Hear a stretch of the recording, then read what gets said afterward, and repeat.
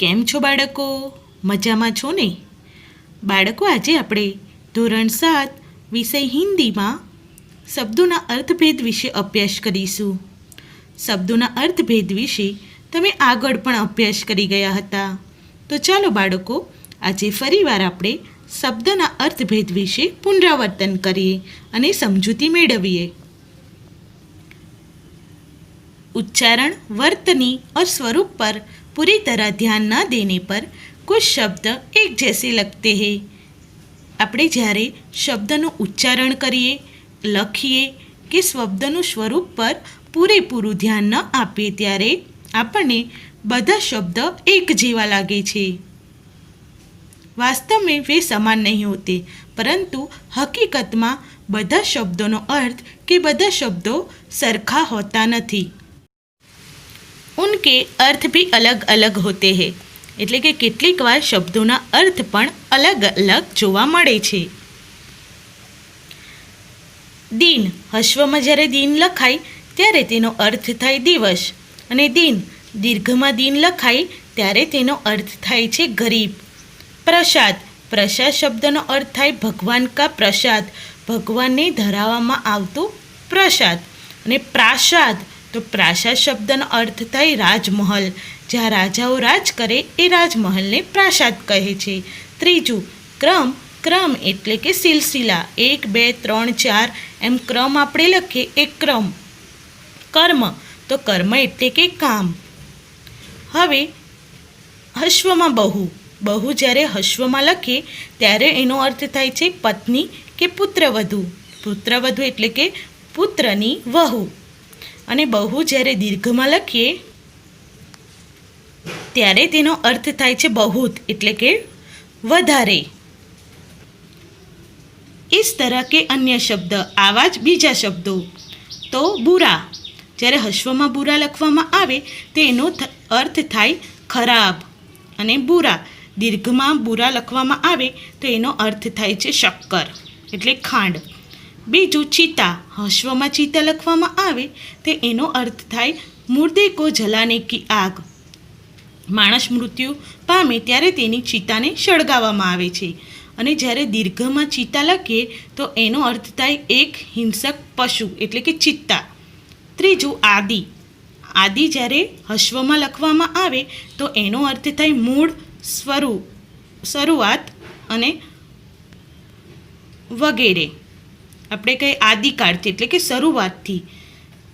તો જ્યારે આદિ શબ્દ હશ્વમાં લખવામાં આવે તેનો અર્થ થાય છે મૂળ અને શરૂઆત. આદિ જ્યારે દીર્ઘમાં લખવામાં આવે તો એનો અર્થ થાય અભ્યાસી, આદતવાળા એટલે કે આદતવાળું અને અભ્યાસુ. ચોથું, ઓર, અ પર એક માત્ર હોય તો ઓર એટલે કે તરફ. અને અ પર ડબલ માત્રા એટલે કે ઓર એટલે કે તથા. લડકા ઓર લડકી એટલે કે લડકા તથા લડકી. પાંચમું, અચાર, અચાર એટલે કે આમ, લીંબુ આદિ સે બના વ્યંજન, 98. આચાર, આચાર એટલે કે આચરણ, આપણે સારી સારી ટેવોનું, સારી સારી ગુણોનું આચરણ કરીએ એને શું કહેવાય? આચાર. છઠ્ઠું, અપકાર, અપકાર એટલે કે બુરાઈ. અને ઉપકાર, ઉપકાર એટલે કે ભલાઈ, કોઈકનું આપણે ભલું કરતા હોય એને ઉપકાર કહેવાય. સાતમું, કંકાલ, કંકાલ એટલે કે હડ્ડીઓ કા ઢાંચા, હાડપિંજરને હિન્દીમાં કંકાલ કહેવાય છે. અને કંગાલ, કંગાલ એટલે કે દરિદ્ર, નિર્ધન. કંગાલ શબ્દનો અર્થ થાય દરિદ્ર એટલે કે દુઃખી અને નિર્ધન જેની પાસે કોઈ ધન નથી એ. આઠમું, દિયા, દિયા શબ્દ હશ્વમાં છે. દિયા શબ્દનો અર્થ થાય દેના ક્રિયા કા ભૂતકાળ, દેવું એ ક્રિયાનું ભૂતકાળ. અને દીર્ઘમાં જ્યારે દિયા લખાય એનો અર્થ થાય દીપક એટલે કે દીવો. નવમું, પરિણામ, પરિણામ શબ્દનો અર્થ થાય નતીજા. આપણે પરીક્ષા આપીએ અને પરીક્ષાનું જે પરિણામ આવે તે પરિણામ. એની સામે છે પરિમાણ, પરિમાણ એટલે કે માત્રા. દસમું, ગ્રહ, ગ્રહ એટલે કે બધા જ ગ્રહો, મંગલ, શનિ વગેરે. અને ગૃહ, ગૃહ એટલે કે ઘર. 11મું, કુલ, કુલ એ હશ્વમાં લખ્યું છે, કુલ એટલે કે વંશ. આપણે કહીએ ને કુળ એટલે વંશ. અને કુલ, કુલ એ દીર્ઘમાં લખ્યું છે એટલે કિનારો, પછી નદીનો હોય, દરિયાનો હોય. 12મું સમાન, સમાન એટલે કે બરાબર. અને સામાન, સામાન એટલે કે ચીજ વસ્તુ વગેરે. 13મું ગોરી, ગોરી એટલે ગ પર એક માત્ર છે, ગોરી એટલે કે જે સ્ત્રી રંગમાં ગોરી હોય. ગૌરી, ગ પર ડબલ માત્ર છે, ગૌરી એટલે કે પાર્વતી દેવી, શંકરના પત્ની પાર્વતીને આપણે ગૌરી શંકર કહીએ.